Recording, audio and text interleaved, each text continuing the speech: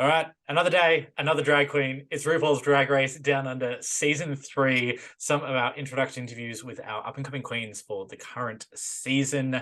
My next guest is Bumpa Love, who is joining us all the way from Melbourne with her matching hair. We are totally twinning today. Hello, We're darling. twinning. Whoop, What? whoop. Beautiful. It's such a pleasure to have you. Welcome. Thank you. Thank you. It's lovely to be here. Mwah. Hi, everyone. Ah. Now, I've got to say, I love this, the way that we get our intros for the queens. We've got a list of them. The first thing that we get our introduction for you, Bumper, the Hmm. oldest queen this season. Oh, Don't you love that? fucking hell. It's like, God, that's so ageist. How rude. I know. I thought, oh, Jesus, like this, you've got such a beautiful resume following all of that. And we kick off with, she's the oldest one in the room. Yeah, they're trying to cut me off straight away. I'm like, well, Mum is a battler, so bring it on. Now, given some discussion that we had in season 2 last year that held a bit of prominence in the narrative, how did that, I suppose, weigh on you going into the workroom? Was there a factor where you're like, oh, am I going to be the old bitch, and is that going to be my story? Oh gosh, I suppose we're going to have to wait to see because I feel like now it's never been an issue for me because I've just been a working drag queen. So I've never thought of age at all, ever, until, things start moving on the old face. But you got things to fix that. So age going in had never kind of bothered me at all. And it never has.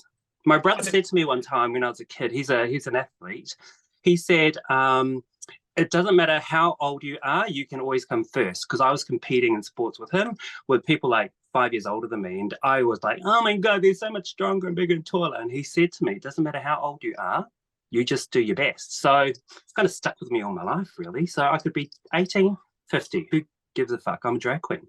Bam. Beautiful. I love that. And I mean, speaking of doing your best, as I said, your resume, this is the season of resume. You've got so much under your belt. You have originated in Auckland. You've been doing drag for over 25 years. You have hosted committees. You've organized events. And are you still running the only drag queen owner produced venue? Is that correct? Yes, I am. It's Vaudeville Drag Cabaret, people, right behind me here in Melbourne. And we are fully run. All the shows are produced, choreographed, music mixed by drag queens. And I've got pretty much the same team I had when I opened 6 years ago, and they are fantastic. And of course, you'll all know that two of our cast members work here as well. So it was just an amazing dream come true. I know some people might think that having three people from the same place in the show a bit not great. Didn't have that, and I still don't have that feeling because I've seen how hard Isis and Ashley have worked in their careers. I built a business out of drag, and so have they. And I've been very supportive in them. And I put them next to any queen around the world, and they'll knock them dead because they've worked hard.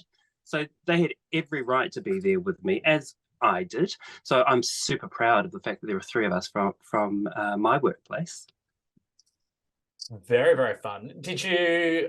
How did you feel going in knowing you were going to compete against them? With Drag Race being such a competition, was it going to go in and be friendly fire, or was it no holds barred? Oh, no, that was fucked. Oh, can I swear? Yeah.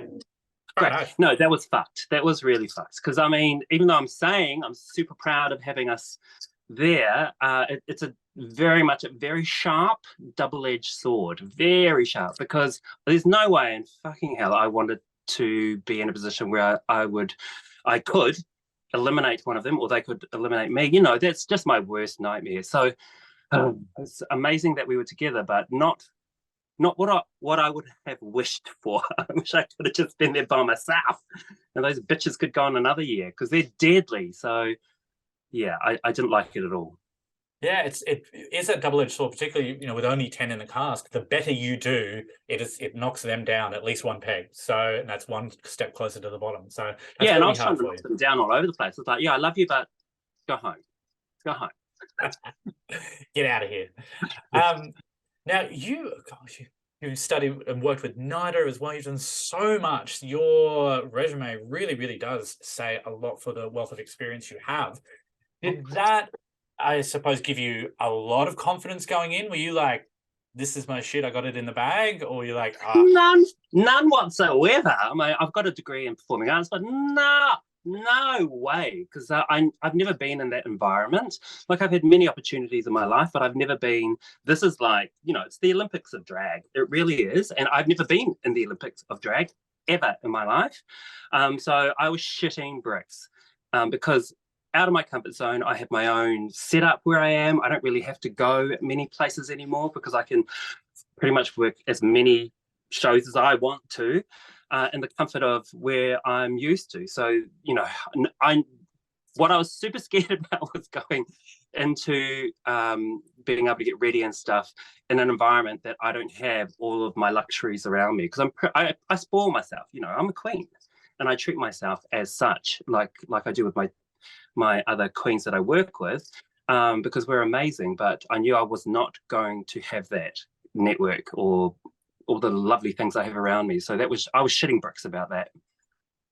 yeah, I mean, you're isolated from everyone and you're having a shit day. You just got these 9 others around you. So it would be very, very different to being at home.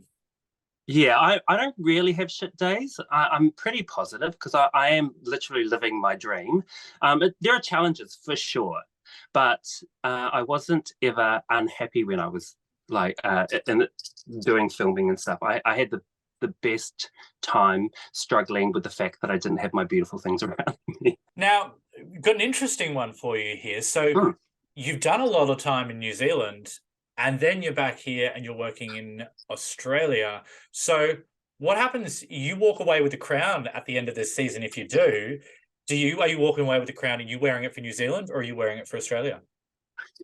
Both. I can represent two countries because I can speak England for Australia and I can speak Māori for New Zealand. So I reckon I get two countries. First time ever they will award it to a two-country girl. All right, there you go. So, I mean, technically, it would be the third win for New Zealand if you did get it too. Well, exactly. And technically, I have actually, I think, lived in both countries for almost exactly the same amount of years.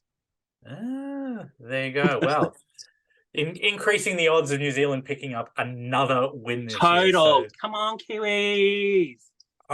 We've got to give us one, just one. Nah.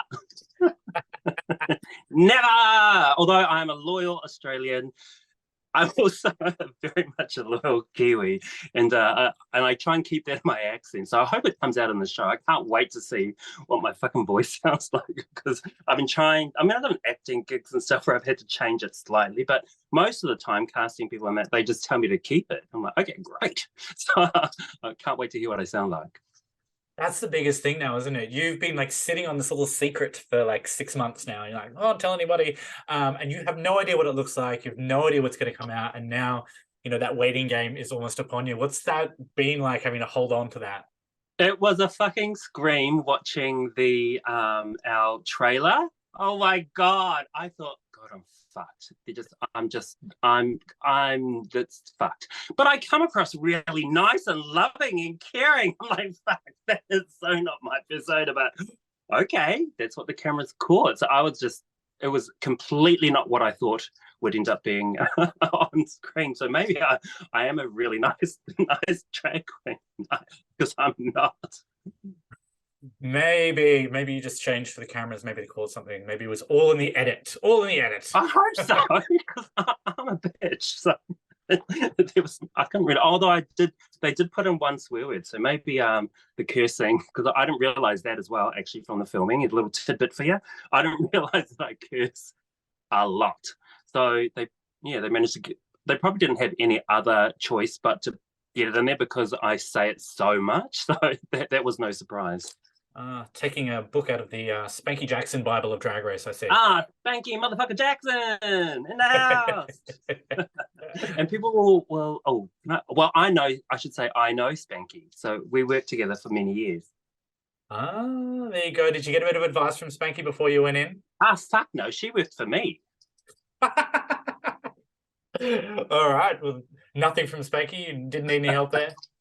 No, I didn't reach out to her. She was busy too, by the way, and I had been traveling myself, so I wasn't really we weren't in the same hemisphere either when she was like in the show and stuff.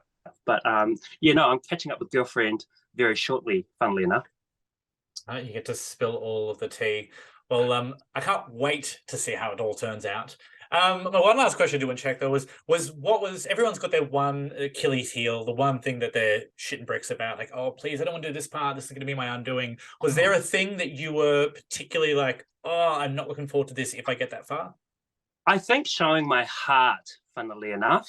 I think I kind of protect myself a lot, which is why I probably lasted so long in my career in drag. So I don't really share my heart at all. I perform, which I love, but I don't really let people in. So that's what I'm kind of, yeah, that will probably upset me because I just don't open my heart to anybody. So I have on the fucking show. So seeing that back's going to be quite scary to look at, but therapeutic, I hope. Oh, can't wait to see it. You're going to see a different side of yourself. Yeah, totally. Well, you will, and the rest of us will as well when the new season kicks off. I cannot wait. I look forward to seeing you and chatting to you once the show's finished airing. Yay! Thanks, Fruity. I love you. Watch the show. Yeah. Yay! Thank you so much, Bumpa Love. My name is Michael James. I will see you next time.